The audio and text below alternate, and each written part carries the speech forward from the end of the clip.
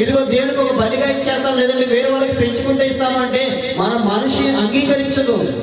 కష్టం వస్తుందో నేనే పెంచుకుంటాను అంటారు.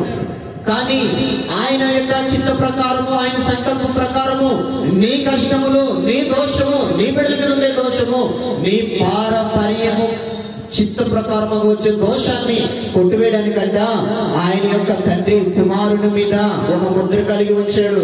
ఏంటా ముద్ర అంటే, ఇదిగో భూమి మీద ప్రజలు నానా రకాలుగా శోధింపబడుతూ ఉన్నారు, నానా రకాలుగా ఇబ్బందులు పడుతూ ఉన్నారు, నానా రకాలుగా చిత్రహింసలు పెడతబడుతూ ఉన్నారు, అపవాది ఉచ్చులో పడిపోయి ఉన్నారు, త్రాగుడనే వ్యసనంలో పడిపోయి ఉన్నారు, అబద్ధమనే ఉచ్చులో పడిపోయి ఉన్నారు, మోసము, ఇంకా కుటుంబాలను కూల్చే మాటలు, సంఘాలను కూల్చే మాటలు, భర్త భార్యని విడదీసే మాటలు, అత్త మామల్ని విడదీసే మాటలు, కుళ్ళు కుతంత్రాలతో ప్రజలందరూ కూడా ఇదిగో తప్పు ద్రోవ పడుతున్నారు. ఈ యవన బిడ్డలందరూ కూడా తప్పు ద్రోవ పడుతున్నారు. గంజాయి, సిగరెట్, ఇంకా భయంకరమైన వ్యక్తులు పడిపోయి ఉన్నారు.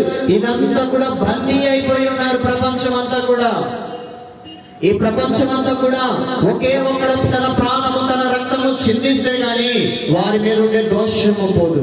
హల్లెలూయా.